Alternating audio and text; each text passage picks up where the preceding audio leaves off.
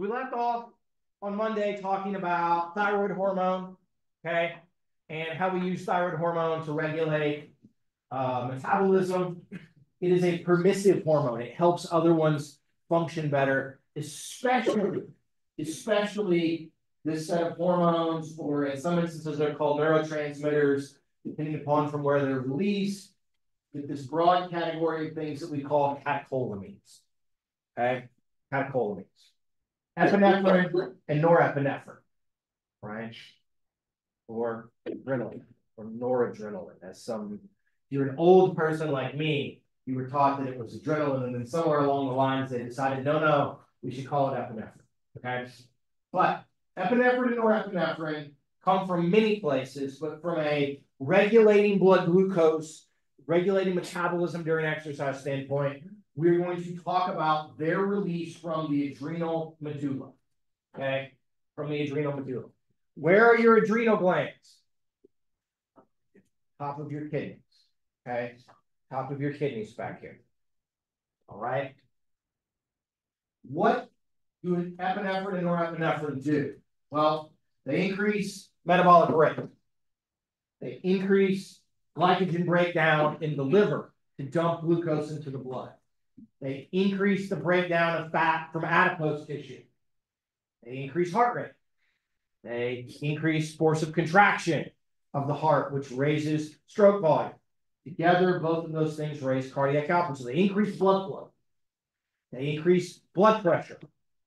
They increase breathing rate and breathing depth. So they increase pulmonary function or ventilation. I shouldn't call it respiration. This book does that some, but it really is pulmonary function. Okay. All of these things together, you all may have learned them as this is a fight or flight response. Okay. This is I am stressed. I either need to run away or I have to fight you. Okay.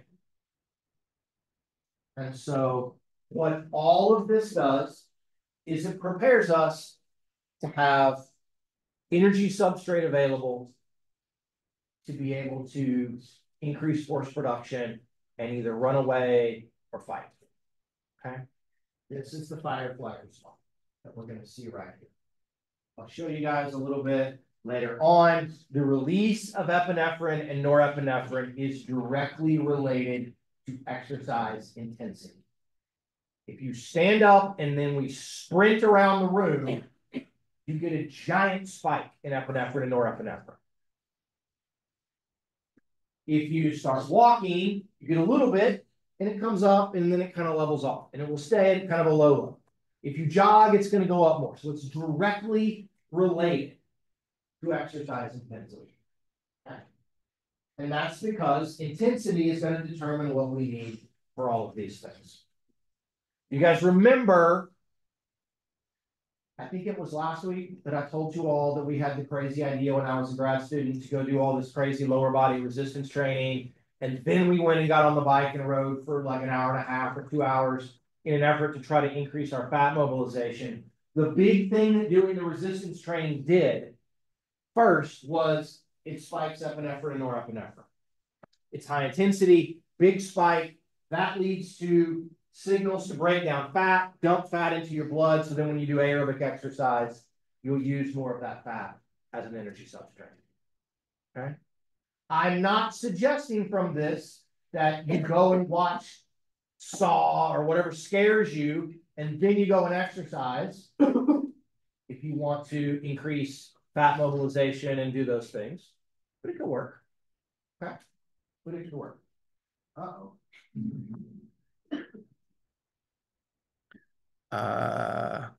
Don't update. All right. Now let's talk about another adrenal hormone, cortisol. Cortisol is very controversial, or it can in some instances be controversial because it has these very disparate kinds of effects, okay? So it also comes from the adrenal glands. The cortisol comes from the adrenal cortex. And I guess I should have mentioned that epinephrine, norepinephrine are peptide hormones, okay? Cortisol is a steroid hormone. So it has a cholesterol sort of base level, okay? Cortisol is interesting. This is the hormone that we use to try to help us maintain plasma glucose along with glucagon during periods of fasting. So like overnight, cortisol tends to rise, okay, to help us break down liver glycogen to maintain blood glucose levels while you're sleeping, unless you're gonna like wake up in the middle of the night and have a snack or something, okay? In these periods of time when you haven't eaten for a while and your blood glucose wants to dip, then we're gonna release cortisol, okay? Helps us maintain levels between meals. The part about cortisol that people sort of invoke some controversy is that cortisol also leads to the breakdown of protein, leads to protein catabolism. So break down protein, take those amino acids that are in the protein, send them to the liver, turn them into glucose, and through gluconeogenesis. Okay. So it also mobilizes fat. It has some other interesting things where it blunts inflammation. Anybody ever had a cortisone shot? Okay. All right. I had one in my shoulder when I was 15, and throwing a baseball too much. And then they said, oh yeah, afterwards I had not a great orthopedic guy. And then they're like, well, if we could do it again as you go forward, but it might make your rotator cuff explode. Basically, once you get one, then your chances of things being bad. Really, really good anti-inflammatory thing. So you never feel so good as after you've had a cortisone shot. Okay. If you ever taken prednisone or something like that, if you have like a sinus infection or something in those ways, blunts inflammation. Okay, blunts inflammation. If you're like my mom or even me, you're wildly allergic to poison ivy. Sometimes they will give you much of the response with poison ivy. It's an inflammatory response, and so they'll give you that way. So cortisol is good at that. So there's this weird thought though. I do things also gets released when you're stressed. I do things, cortisol goes up, it helps to maintain plasma glucose, but in response to exercise and training, is it going to lead to too much protein breakdown that's going to prevent gains in muscle mass and cause some problems in that way? And there was just a paper that I had seen the colleague had put on their social media that came out last week, essentially arguing that a lot of this has been overblown. We shouldn't be afraid.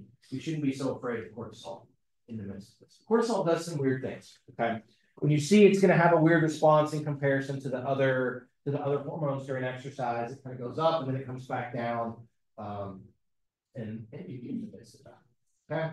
So when I put on the bottom, use in sports, if you've ever, that was the idea that if you've ever had a cortisone shot to kind of blunt inflammation. So it has these kind of disparate stuff going on. Okay. Okay. Again, this will tell you how old some of these things are. I left this on here so I can make a joke, mostly about all of this. Anybody know who these people are? Of course not. There was a television show, an early reality show, about the time you guys were born. And it was called Little People, Big World, and these are the roll-offs, and they live in Oregon or Washington or something. And my wife and I it was very popular. We used to watch it. But these are these three, they're pituitary dwarfs. Okay. They lack growth hormone, do not make a lot of growth hormone. Here is pituitary giantism. This gentleman was like, at the time, was the tallest person in the world. Lots of growth hormone. Lots of extra growth hormone. Okay. So growth hormone comes from the anterior pituitary, so it comes from the brain. Okay. It functions, as we've already talked about with resistance training, increases amino acid transport, increases protein synthesis. It blunts the action of insulin, which is kind of interesting. And it is going to also play a big role in mobilizing fat during exercise, or mobilizing fat in general. So I inject you with growth hormone, and that growth hormone will lead your adipose tissue to break down. This is one of the reasons that bodybuilders or people that take growth hormone very often, if they take testosterone, they'll stack or take it in concert with taking growth hormone if they're going to get drive muscle mass and protein gains, but also try to break down adipose tissue. Okay, so growth hormone goes up during exercise. You start exercising and you release it. You run, you release growth hormone. you can run, you can release more growth hormone than you do when you do resistance training. Because it is going to also help us play a role in, by mobilizing fat, by blunting the effects of insulin, it's going to help us play a role in maintaining blood glucose and sparing glycogen in the muscles. It makes fat available to use as an energy substrate. Okay. Now, I pulled this off of Amazon. Allegedly, I can just go on Amazon and buy some growth hormone. My guess is that's not really growth hormone. In the midst of that, so if somebody wants to, hook that up and bring it to us, we can try to figure it out in the way of all of that. But a very, very, in some ways, kind of common thing. When people take growth hormone, often the side effects of growth hormone are quite noticeable. Okay, in the sort of late 90s and the early 2000s, when growth hormone taking it was very, very prevalent in professional baseball players and things, your skull gets bigger, your feet get bigger, okay, because of all of this. And so they would always talk about, oh, well, you can see, right, this guy has to be on growth hormone because his hat size has gotten bigger. You can see a more prominent sort of skull, especially here in the front, on some of those things. Okay, ladies, I hate to tell you this, but you got to embrace it. If you have kids, while you are pregnant, very often, because there's growth hormones and things going on to help with the fetus, your feet grow. So my wife now wears like at least a half to a full-size shoe larger than she did before we had Ellis. She embraced it as sweet new shoes, right? I'm gonna buy all new shoes. We haven't talked about this much. She loves shoes and bags, right? On everything. So she has quite the shoe collection that I'm very jealous of on everything. So that's kind of what's going on with growth hormone. Okay. Okay. So this is going to lead us into our in-class assignment for today. So remember, okay, our goals during exercise. We want to match glucose uptake, what's going into the muscle to be used in metabolism, okay, by release of glucose from glycogen in the liver. So as we pull it out of the blood to use in the muscles for energy, we want to dump it right back in from the liver. That's a goal. That lets us keep blood glucose levels constant, okay, which keeps the brain happy. Also, we want to try to spare muscle glycogen or not break down muscle glycogen. Because when it's all gone, we also experience central fatigue. Okay? Your brain becomes unhappy. And we primarily spare glycogen by trying to use more and more fat during exercise. And we use more fat by releasing fat or free fatty acids from adipose tissue, so there's just more in the blood. If there's more in the blood, we'll end up using more in the muscle. Okay? It's just, again, kind of the law of mass action or whatever. It's biochemically just dump more in, we'll do that reaction more. Okay?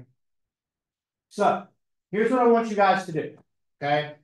Everybody, if possible, get out a sheet of paper, close your laptops, close your phones, close your iPads, no cheating on all of this, okay? Because the answers are in all of this. Close it down, okay?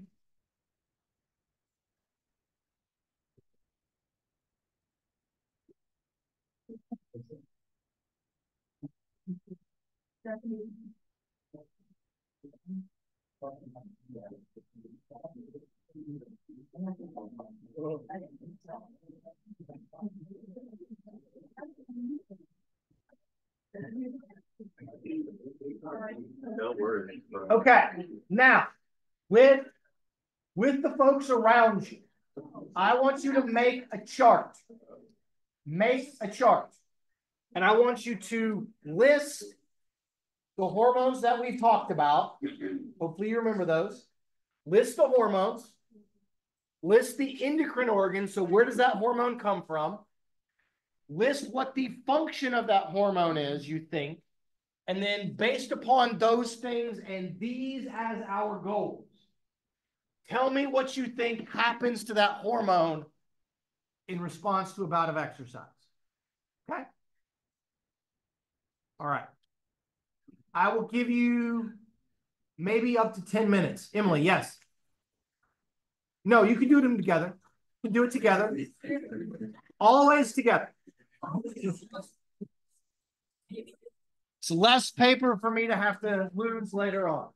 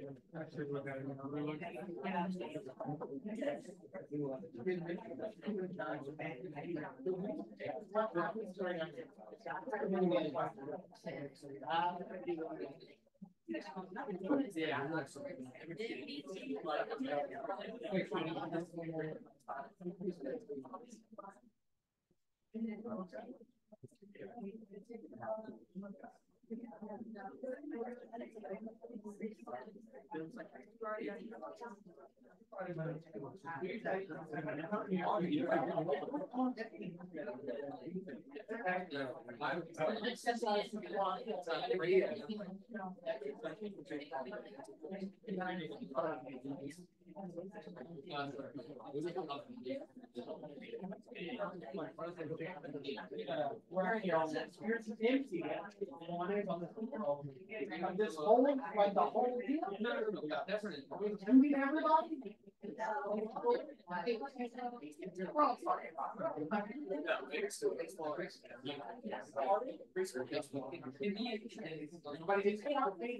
Okay. Okay. I don't know about that.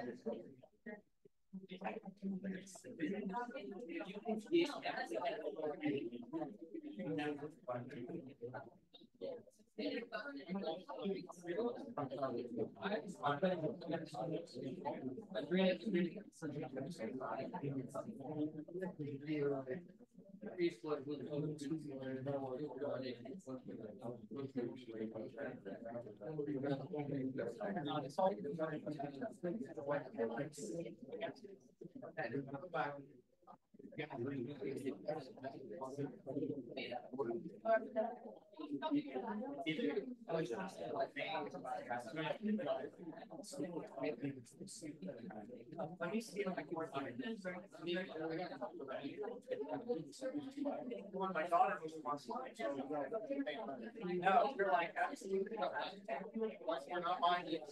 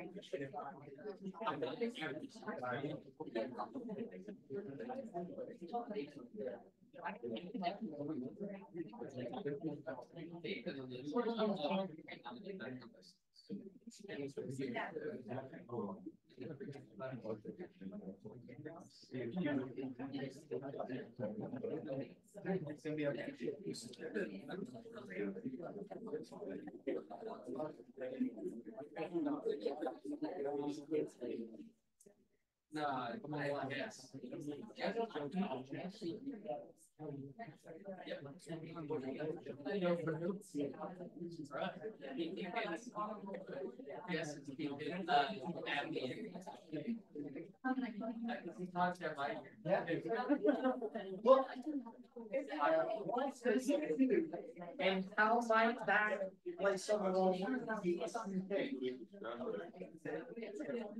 okay. How it was very fun. I got to meet Sharon and Warren.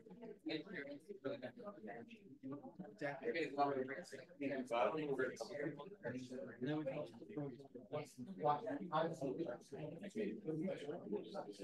yeah. I see going on. It is stored in like so no, yes. This is critical thinking. This is we know this and this is not yeah. Let's make it more yes. Right? Because the secrets are famous.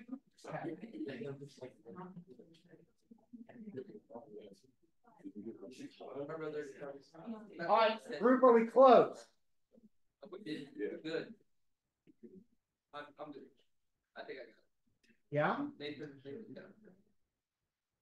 And it's like, no, I don't got it. Okay. You guys wanna come down around on the board what we think should happen or what? No, some of you are like, hell no. Stop this. Do not make me walk down in front of other people. So okay. Well then let's just walk through. Somebody give me a hormone. Pick a hormone, any hormone. Epinephrine and norepinephrine. Epinephrine and norepinephrine. Okay. Matt, what did y'all put? Where does epinephrine and norepinephrine come from? The adrenal medulla. From the adrenal medulla. You guys agree? Okay. Very good. All right. Now we'll say Kerrigan, y'all's group. Again, whoever has the thing. What is the function of epinephrine and norepinephrine? We put one of them as increased heart rate. Okay, yes, that is true. As it relates to these two specific goals, though, matching glucose uptake in the muscle to release from the liver and trying to spare muscle glycogen by increasing the use of fat, what might the function of epinephrine and norepinephrine be in the context of executing those two things? Okay.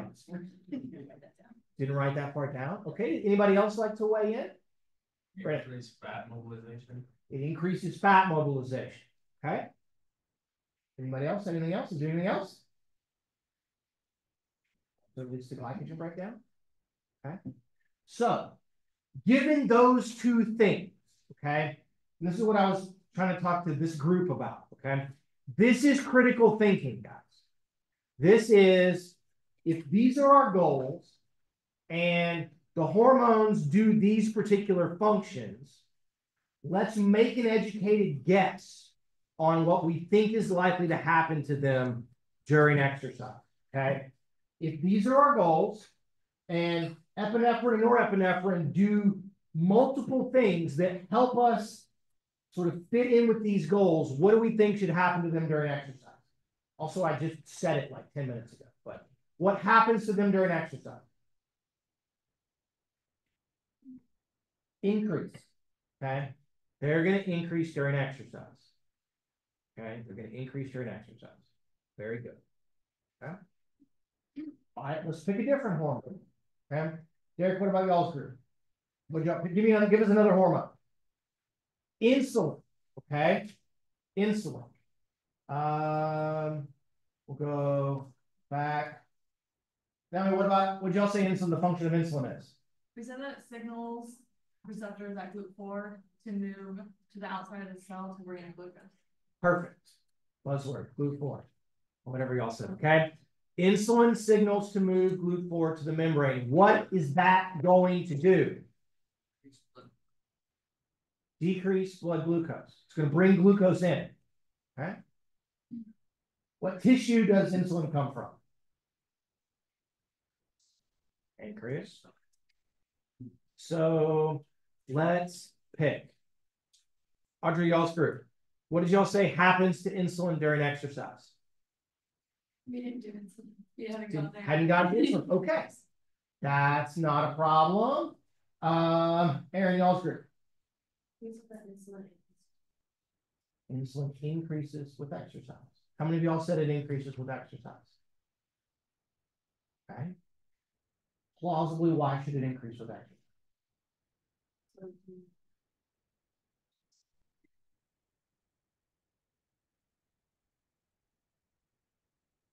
Do I need glucose in my cells when I'm exercising for energy? Does insulin help me do this? Yep. Seems very plausible, but it's 100% wrong. Insulin is the one that's weird. It's the one that's weird. If insulin went up during exercise, every one of us would go into a coma every time we exercise.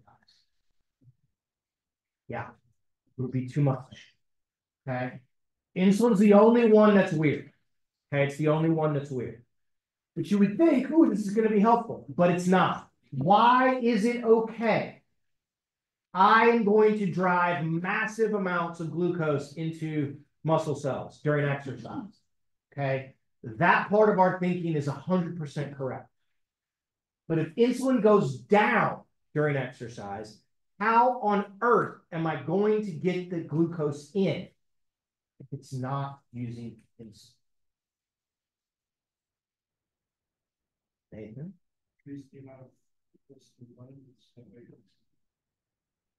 But I still have to, I can't get it out of the blood unless I move GLUT4 from inside the cell to the outside of the cells. Just having it in the blood is good, but only insofar as I have receptors on cells to pull it in.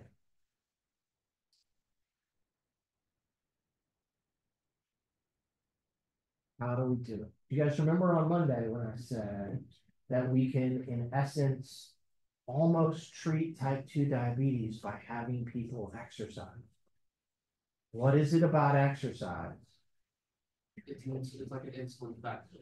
If exercise works how insulin works, it causes, it brings the Okay. We're really close, Joe. Mona, did you want a Similar. similar thing? Okay. Muscle contractions. And this is called the insulin-like effect of exercise. Muscle contractions, through a way that we don't fully understand, signal to move GLUT4 from inside the cell to the cell surface, just like insulin does.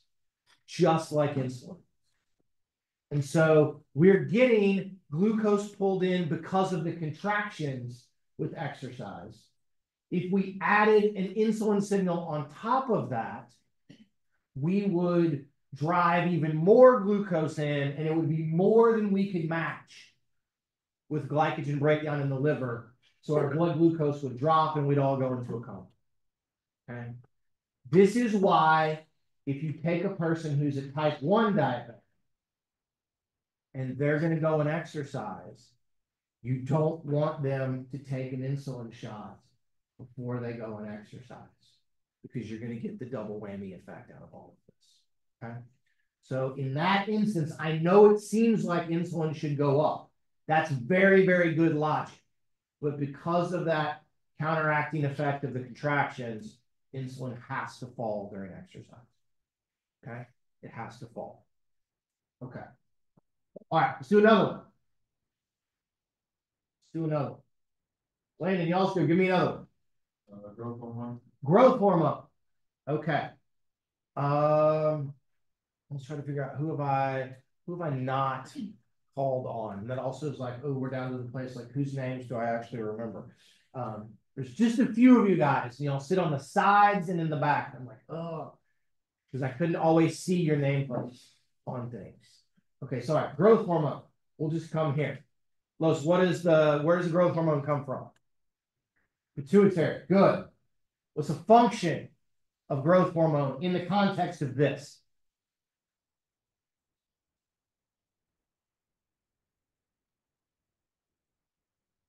Anybody? Maybe. Increases fat breakdown. So what should happen, what we think plausibly should happen to those things? Increase. Right? And growth hormone does increase. As I said, it goes up as much or more during aerobic exercise than it does during resistance training. Okay? Which should make us then question, well, what the hell does the hormone response have to do with hypertrophy? And it's actually not that much. Okay? All right, so we've done epi and norepi. We've done growth hormone. We've done insulin. What's another one? Cortisol. Where does cortisol come from?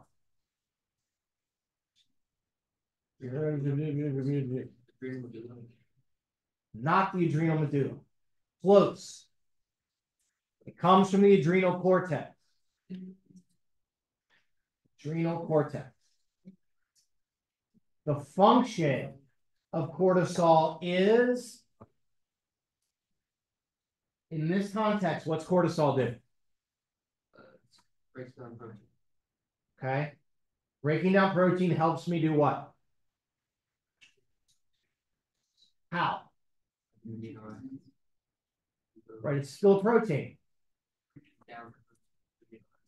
Okay. Nothing on here about using amino acids. I gotta do what? I gotta do something to those amino acids. I gotta turn them either into glycogen, I gotta turn them into glucose, right? In the liver through gluconeogenesis. Okay, through that. So what do you guys think happens to cortisol during exercise? It does increase, but then it weirdly falls over time. It goes up and then it comes back down. So its response is a little bit weird, but it does go up. Start exercising, cortisol goes up. Okay.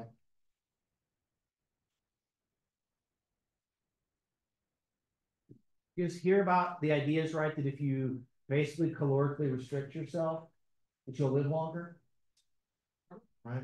If you don't eat so much, right? If you're like, you know, if you want to live to be like 120 or something, you need to eat like 800 calories a day. I, for one, am not down for that. Like, I'm not gonna be miserable. I like ice cream too much. I like Doritos too much. Like, I'm not gonna be miserable in that one. When you overeat things, right? We eat too much, we're obese, we have too much adipose tissue, it increases inflammation. Right? Inflammation, you have high LDL cholesterol and those things, you have inflammation, it leads to atherosclerosis. The more you fast, the more cortisol you have, cortisol blunts inflammation. It has been proposed that this may be one of the ways that fasting does some things is that you get cortisol and it blunts inflammation. I don't buy it. We're not there yet on all of the research and those kinds of things. But it's a thing that has been suggested as a plausible thing that could be out there. So I don't know. Maybe it'll be a topic. Anybody listen to Andrew Huberman's podcast or anything? A few of you guys do. There's some interesting stuff. There's a lot of bullshit. The cold plunge is not going to fix everything for you. I'm sorry. Okay. Did I tell you guys that in last spring that we had a girl on the first day of class that said her roommate was taking cold showers after she worked out because she had heard or read somewhere that would basically help with recovery and help her gain muscle. Just a cold shower, like not like 2 degrees, like ice water or anything on all of that. So I tell you, if you get in the dunk tank and you do all of that, you will wake up. It will increase the tension and those kinds of things. But there's no evidence that the cold plunge does like anything, right? Icing, no evidence that icing helps you recover from injuries or that blunting inflammation using icing is actually a good thing in the midst of all of that. I'm sorry to my athletes in here. I've seen some of y'all's new places where you have a hot tub that can be a cold tub in a couple of hours and all of that. It seems really awesome. I'd like one in my house, but I'm not 100% sure of the cryo chambers that they're actually doing anything. But if you think they're doing something, maybe it's worth doing. The placebo effect is real. Okay, sorry, we went on a little tangent about cortisol. Okay. Those of you that want to be physical therapists, all of the recovery modalities, none of them work. I'm sorry. They will teach you about none of them work. Ultrasound doesn't work. The infrared stuff doesn't work. Ice doesn't work. Okay. None of it works. Heat doesn't work. None of it works. The manipulations, the stretching, the strengthening, all of that stuff absolutely works. Okay. TENS doesn't work. None of it works. Or if it does, it makes you less perceptive to pain and discomfort for about 20 minutes, and then it goes back to the way that it was. Yes, Lance? Then why do we do it? Exactly. Why do we do it? Because you ever been and you pay attention to people. People are getting something done to them. And in their mind, they think it's doing something. Placebo. And so in that way, people will feel better for a little while. I don't know why they do it. I know there is a prominent therapist at one of the most attended places in town that will hook things up and then not plug like people to things and then not plug them in. Right. And, just not do things for that very, very reason. So why do we do them? Because the way that things are taught in PT school is not always based upon the latest, most up-to-date science and all of that. I don't know, right? PT and OT, these things are really, really important and really good. There's a lot of good things. It's just some of the stuff that people do doesn't actually work. A lot of the modalities don't actually work for what they are. Okay. I'm sorry. Okay. Everybody okay? We need a moment. We need to recover for a moment, right? This is the sky is not blue, right? Kind of moment for everyone. What you thought was going on, it's not going on in that way. Okay. What is left? How about thyroid hormone? What about thyroid hormone? Comes from the thyroid. I'm trying to guess. Jenna, what does y'all's group say happens to thyroid hormone during exercise?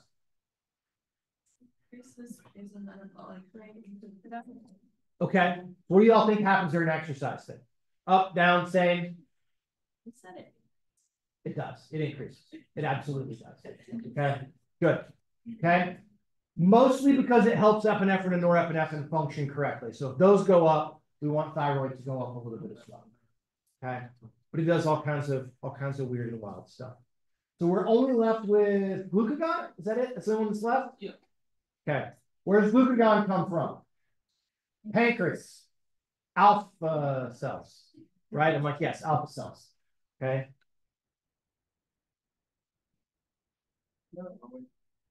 Okay. Alpha cells. What does it do? Increase blood flow. Increases blood glucose by doing what? Breaking down liver glycogen. Very good. So what should happen to glucagon during exercise? It should go up, and it does. It goes up. Okay. So basically, every hormone that we talked about goes up during exercise, except for insulin. Okay.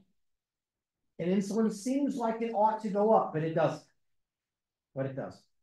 Okay. And it's all to do these two particular things: mobilize fat, break down liver glycogen, maintain weight. Okay. That's how we're going to use these hormones to do these things. So this is showing insulin and stuff during exercise.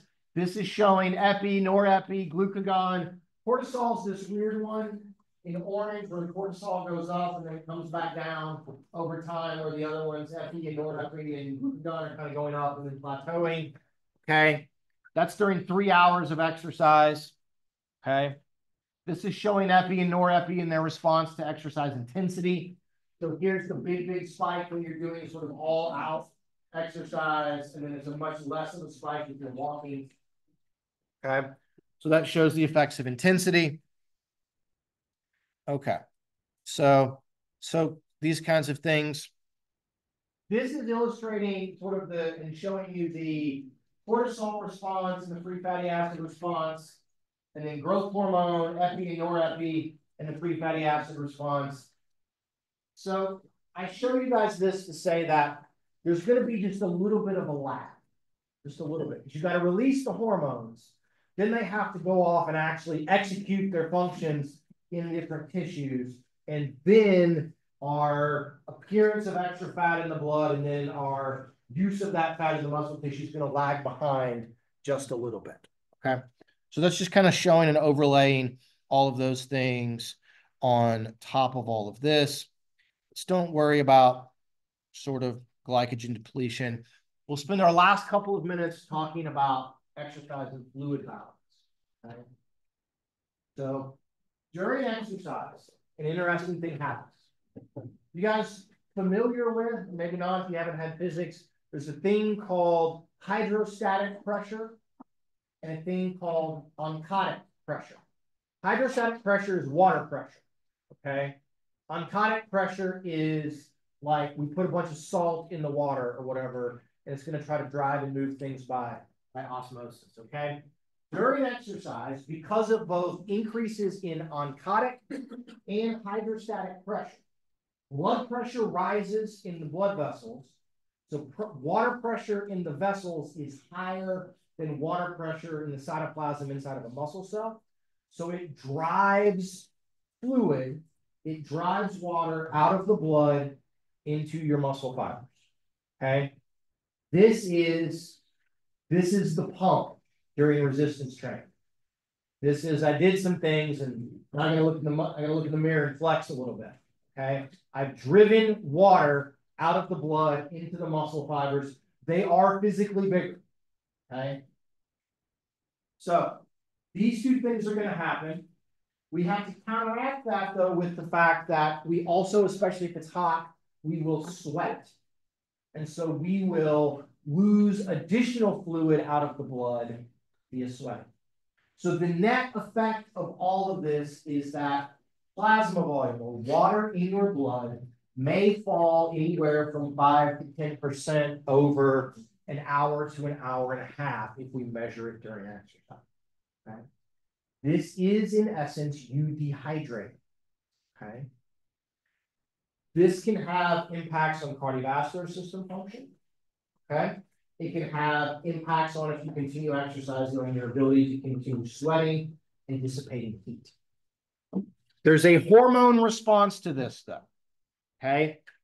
During exercise, as you force the water out, as blood flow through the kidneys continues, even though it falls a whole bunch, as it continues, you will release aldosterone and antidiuretic hormone, both of which, okay, aldosterone is from a drop in pressure, from a drop in plasma volume. Antidiuretic hormone is from concentrating, or we lose the water, so we have an increase in oncotic pressure in the blood. Both of these two things, though, function to have you drink more and retain either more water or more sodium, and therefore retain more water for a couple of days after you exercise. It's in an effort to try to replenish. Okay, we'll stop here. Friday, we'll start the cardiovascular system. Please make sure all of your group members are on the thing. Turn those in. Okay. Thanks, guys.